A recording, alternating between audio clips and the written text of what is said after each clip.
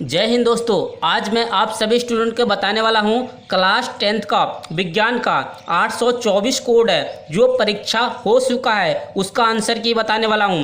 20 बहुविकल्पीय प्रश्न यानी कि ऑब्जेक्टिव प्रश्न मैं आपको देने वाला हूं। तो आपको क्या करना है, अगर चैनल पर नए हो तो जल्दी से जा करके क्या करना, सब्सक्राइब कर लेना और बेल आइकन को ऑल कर लेना, जिससे कि क्या है कि आने वाला वीडियो का नोटिफिकेशन आप लोगों को सबसे पहले मिले फ्रेंड। तो सबसे पहले मैं आपको बता देता हूँ, ये पॉइंट देखिए, ये विज्ञान का है 2023 में जो पेपर हो चुका है उसका है 824 कोड और ईएल है। यहाँ पर देख सकते हैं 931 इसका क्रम संख्या, देखिए अनुक्रमांक और नाम आप इसी प्रकार से लिख सकते हो। और देखिए 70 नंबर का पेपर है, तो पूरा वीडियो आपको लास्ट तक देखना है। तो बिल्कुल भी वीडियो को स्किप नहीं करना, क्योंकि अगर आप स्किप कर करके देखोगे तो कुछ भी समझ में नहीं आएगा।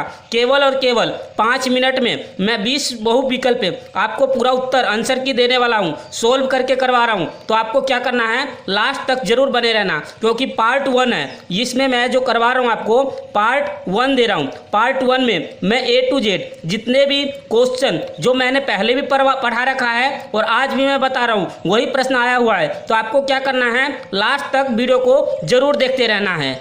देखिए फ्रेंड, ये मैं जो वीडियो बना रहा हूँ ये पार्क में बना रहा हूँ, क्योंकि मेरे घर पर एक बेबी ने जन्म लिया है और जो है उसका नॉइज आ जाता है, बार बार रोने लगता है। इसीलिए मैंने सोचा है कि वीडियो में एकांत में जा करके आपको बना करके वीडियो पूरा दे सकूं, इसीलिए मैं पार्क में आकर के वीडियो बना रहा हूं। तो देखिए वीडियो को बिल्कुल भी स्किप नहीं करना। पहले मैं आपको बताने वाला हूँ बहुविकल्पीय प्रश्न। देखिए यहाँ पर पार्ट 1, पार्ट 2, पार्ट 3, इसी प्रकार से मैं वीडियो आपको पूरा देने वाला हूँ। तो आपको क्या करना है, आज जो मैं करवा रहा हूँ पार्ट 1 का है। तो देखिए पहला प्रश्न बहुविकल्प के क्या है, पहला प्रश्न है प्रकाश के प्रवर्तन के नियम सदैव सत्य होते हैं। तो इसका 4 ऑप्शन होंगे, 4 ऑप्शन में से कौन कौन सा ऑप्शन है तो आप जो है ना क्या करना, अपने नोट कॉपी में नोट करते रहना। अगर आप क्लास 10th में हो और न्यू स्टूडेंट हो तो आपके लिए ये बेस्ट है, क्योंकि ये अगर आपने याद कर लिया ना तो अगली बार आपको बहुत ही ज़्यादा इंपॉर्टेंट याद करने की ज़रूरत भी नहीं होगा, क्योंकि मोस्ट इंपॉर्टेंट आपको पहले से ही पता चल जाएगा। तो आपको वीडियो को लास्ट तक जरूर देखते रहना है। देखिए फ्रेंड, ये पहला प्रश्न है बहुविकल्पीय, यानी कि खंड ए में आता है, उपभाग 1 का है। देखिए पहला प्रश्न क्या पूछा जा रहा है, यानी कि प्रकाश के प्रवर्तन के नियम सदैव सत्य होते हैं। तो आपका ऑप्शन कौन सा होगा, पहला है केवल अवतल लेंस के लिए, दूसरा है केवल उत्तल दर्पण के लिए, तीसरा है केवल समतल दर्पण के लिए, चौथा है इनमें से सभी। तो देखिए इनमें से जो है सभी हमारा राइट आंसर है, तो आपको समझ में आ गया होगा। नेक्स्ट प्रश्न देखिए, प्रश्न नंबर 2।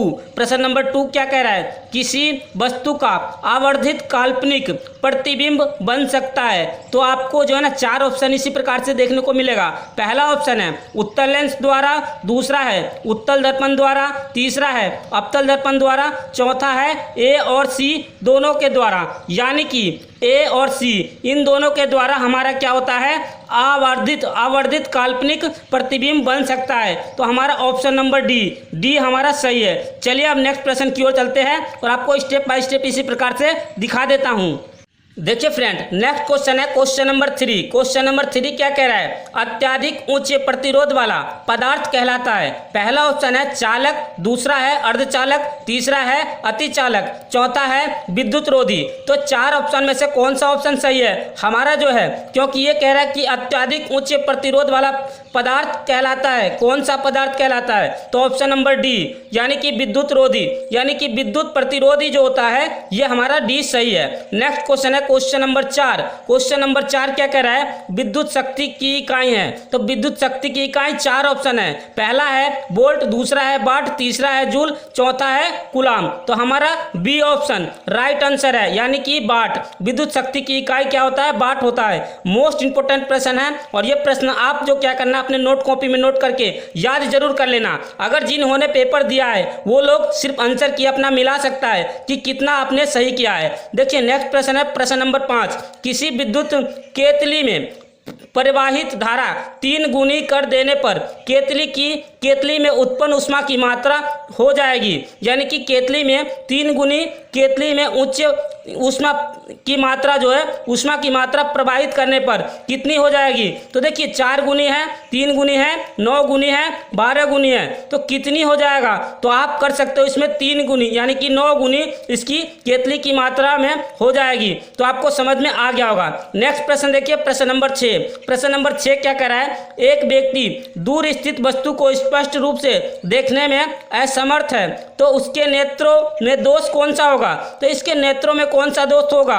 तो देख सकते हो ऑप्शन 4 है। 4 में से पहला है दृष्टि यानी कि दीर्घ दृष्टि दोष, और बी पार्ट है हमारा निकट दृष्टि दोष, और सी पार्ट है इसका ज़्यादा दूरदर्शिता, और डी है इनमें से कोई नहीं, इनमें से सभी या इनमें से कोई नहीं। ऐसे प्रश्न भी आपके एग्जाम में पूछा जाएगा। तो देखिए बी ऑप्शन हमारा राइट है, यानी निकट दृष्टि दोष। मोस्ट इंपोर्टेंट प्रश्न है, आपको क्या करना है, इसको नोट कॉपी में नोट कर लेना है। चलिए अब नेक्स्ट प्रश्न की ओर चलते हैं और आपको स्टेप बाय स्टेप इसी प्रकार से दिखा देता हूँ।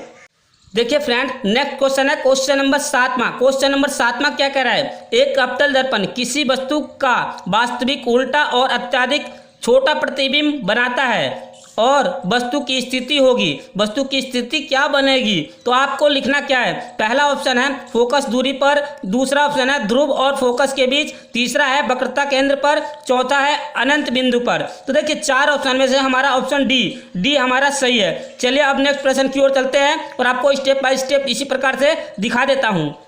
देखिए फ्रेंड, दूसरा भाग है हमारा केमिस्ट्री का। पहला हमने करवाया था भौतिक विज्ञान यानी कि फिजिक्स का, दूसरा भाग है इसका उपभाग जो है केमिस्ट्री का है। तो यहाँ पर पूरा स्पष्ट पूर्वक लिखा नहीं है, बट ये केमिस्ट्री का पूरा क्वेश्चन है नीचे का, आप देख सकते हो। तो देखिए प्रश्न नंबर 8। प्रश्न नंबर 8 क्या कह रहा है? कार्बन को वायु में जलाने पर कार्बन डाइऑक्साइड गैस बनाता है, उदाहरण देकर के समझाइए। तो आपका ऑप्शन 4 मिलेंगे। पहला ऑप्शन है संयोजन अभिक्रिया का, दूसरा ऑप्शन है विस्थापन अभिक्रिया का, तीसरा ऑप्शन है द्विविस्थापन अभिक्रिया का, चौथा ऑप्शन है वियोजन अभिक्रिया का। तो आपका जो ना राइट ऑप्शन ए है, यानी कि संयोजन अभिक्रिया का। मोस्ट इंपोर्टेंट प्रश्न है, अपने नोट कॉपी में नोट कर लेना। नेक्स्ट प्रश्न है प्रश्न नंबर 9। प्रश्न नंबर 9 क्या कह रहा है? जिंक चूर्ण पर तनु सल्फ्यूरिक अम्ल की अभिक्रिया से गैस निकलती है, तो कौन सा गैस निकलती है? तो आप इसका ऑप्शन ए सही लगा सकते हो, H2O हमारा राइट आंसर है, आप देख सकते हो। नेक्स्ट प्रश्न है प्रश्न नंबर 10। प्रश्न नंबर 10 क्या कह रहा है? सामान्य ताप क्रम तथा दाब में द्रव के रूप में पाई जाने वाली अधातु कौन सा होता है? तो आप देख सकते हो ऑप्शन इसमें भी 4 नंबर का है, यानी कि 1 नंबर का है, 4 ऑप्शन मिलेंगे। पहला ऑप्शन है क्लोरीन का, दूसरा ऑप्शन है ब्रोमीन, तीसरा ऑप्शन है फ्लोरीन, चौथा ऑप्शन है आयोडीन। तो इसमें राइट ऑप्शन है क्या है हमारा? ब्रोमीन। तो मोस्ट इंपोर्टेंट प्रश्न है। चलिए अब नेक्स्ट प्रश्न की ओर चलते हैं और आपको स्टेप बाय स्टेप इसी प्रकार से दिखा देता हूँ। देखिए फ्रेंड, नेक्स्ट क्वेश्चन है क्वेश्चन नंबर 11 यानी कि 11वां क्वेश्चन क्या कह रहा है? प्रोपेन में क्रियात्मक समूह है, कौन सा इसमें क्रियात्मक समूह है? 4 ऑप्शन मिलेंगे। 4 ऑप्शन में से हमारा सी राइट ऑप्शन है, यानी कि कीटोन।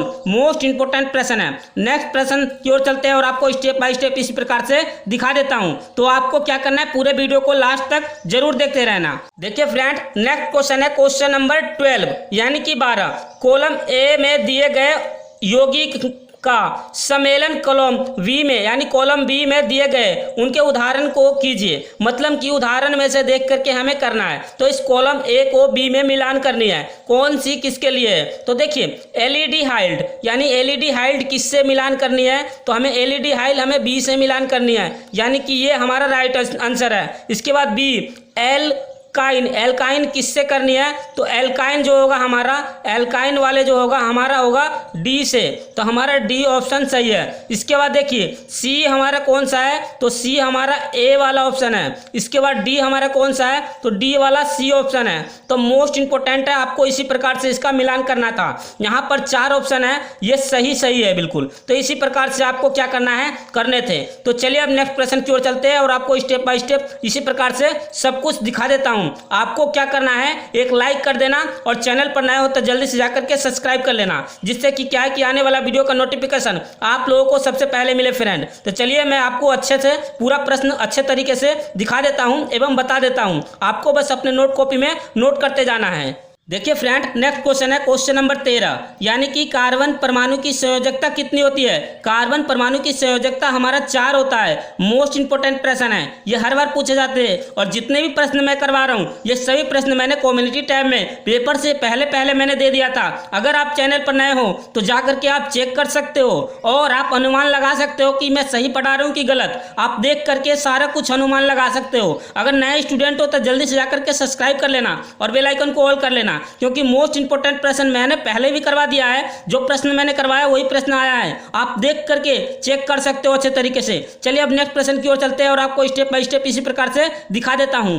देखिए फ्रेंड, नेक्स्ट क्वेश्चन है क्वेश्चन नंबर हमारा जो आएगा जीव विज्ञान का आएगा। जीव विज्ञान के कितने प्रश्न पूछे गए थे वो प्रश्न आप देख सकते हो, उपभाग नंबर 3 में है, यानी कि अच्छे तरीके से देख लेना और अपने नोट कॉपी में नोट कर लेना। यानी कि 14वां प्रश्न क्या कह रहा है, वह जैव प्रक्रम जिसके द्वारा हानिकारक पदार्थों का निष्कासन शरीर से होता है तो वो कौन सा है। तो आप देख सकते हो 4 ऑप्शन है इसमें, ए जनन, बी उत्सर्जन, तीसरा है पाचन, चौथा है परिसंचरण। तो हमारा बी ऑप्शन राइट है। तो आपको क्या करना है, अपने नोट कॉपी में नोट कर लेना है। नेक्स्ट प्रश्न देखिए, प्रश्न नंबर 15। प्रश्न नंबर 15 क्या कह रहा है, प्रकाश संश्लेषण के दौरान निम्न में से कौन सी एक क्रिया नहीं होती है। तो इसमें से कौन सी निम्न में से एक क्रिया नहीं होगी। तो आप देख सकते हो, पहला देखिए क्लोरोफिल द्वारा प्रकाश ऊर्जा को अवशोषित करना, ये बिल्कुल होता है। इसके बाद दूसरा देखिए, प्रकाश ऊर्जा को रासायनिक ऊर्जा में परिवर्तन करना, ये भी होता है। तीसरा देखिए, कार्बन डाइऑक्साइड का कार्बोहाइड्रेट में अपचयन, ये भी होता है। चौथा देखिए डी पार्ट, ग्लूकोज का पाइरुविक अम्ल में विखंडन होना, ये बिल्कुल नहीं होता है। तो हमारा चौथा ऑप्शन राइट है। तो आप अच्छे तरीके से इसको अपने नोट कॉपी में नोट कर सकते हो और इससे अच्छे तरीके से उतार करके आप इसको याद कर सकते हो। तो बस इतना करना है। चलिए अब नेक्स्ट प्रश्न की ओर चलते हैं और आपको स्टेप बाय स्टेप इसी प्रकार से दिखा देता हूं।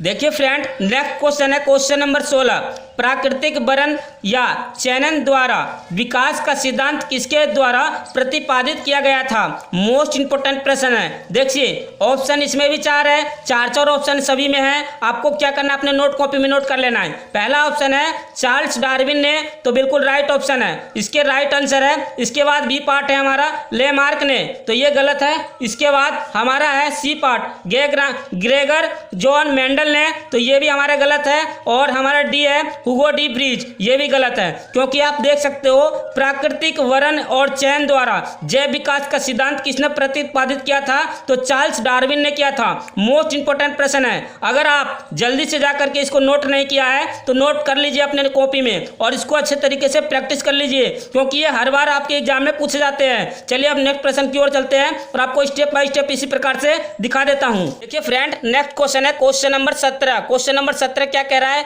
मेंडल ने अपने प्रयोग किस पौधे पर किए थे। मोस्ट इंपोर्टेंट प्रश्न है। ये प्रश्न मैंने जो है ना कम्युनिटी टैब में मैंने पहले ही दे दिया था और वो भी प्रश्न आया हुआ है। तो देखिए 4 ऑप्शन है। पहला ऑप्शन है सरसों, दूसरा ऑप्शन है साइकस, तीसरा ऑप्शन है अरहर, चौथा ऑप्शन है मटर। तो हमारा राइट ऑप्शन क्या हो जाएगा, मटर, बिल्कुल राइट आंसर है। तो आपको क्या करना, अपने नोट कॉपी में नोट करते रहना है। नेक्स्ट प्रश्न की ओर चलते हैं। देखिए नेक्स्ट प्रश्न है प्रश्न नंबर 18, निम्न में से किस पौधे में पुष्प एक ही लिंग होते हैं। तो आप देख सकते हो 4 ऑप्शन है, पहला पपीता, दूसरा गुड़हल, तीसरा सरसों, चौथा मटर। तो आपका option number A right answer है। तो आपको क्या करना, अपने नोट कॉपी में नोट कर लेनी है, तभी जाकर के आपको याद होगा और समझ में आएगा।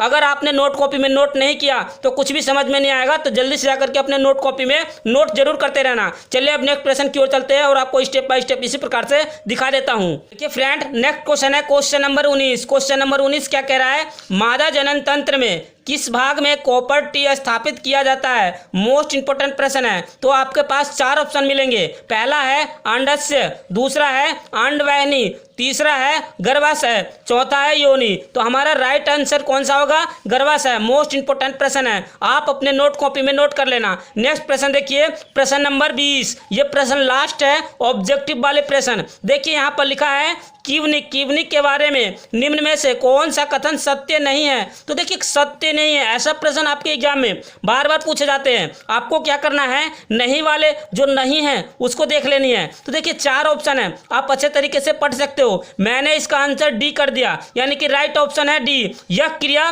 माइक्रोकॉन्ड्रिया में संपन्न होती है। मोस्ट इंपोर्टेंट प्रश्न है, जल्दी से जाकर के अपने नोट कॉपी में नोट कर लेना। अगर हमारा वीडियो अच्छा लग रहा है तो जल्दी से जाकर के एक लाइक कर देना। अगर चैनल पर नए हो तो जल्दी से जाकर के सब्सक्राइब कर देना और बेल आइकन को ऑल कर देना, जिससे कि क्या है कि आने वाला वीडियो का नोटिफिकेशन आप लोगों को सबसे पहले मिले फ्रेंड। तो चलिए वीडियो को समाप्त करता हूं। जय हिंद, जय भारत, वंदे मातरम। Thanks for watching.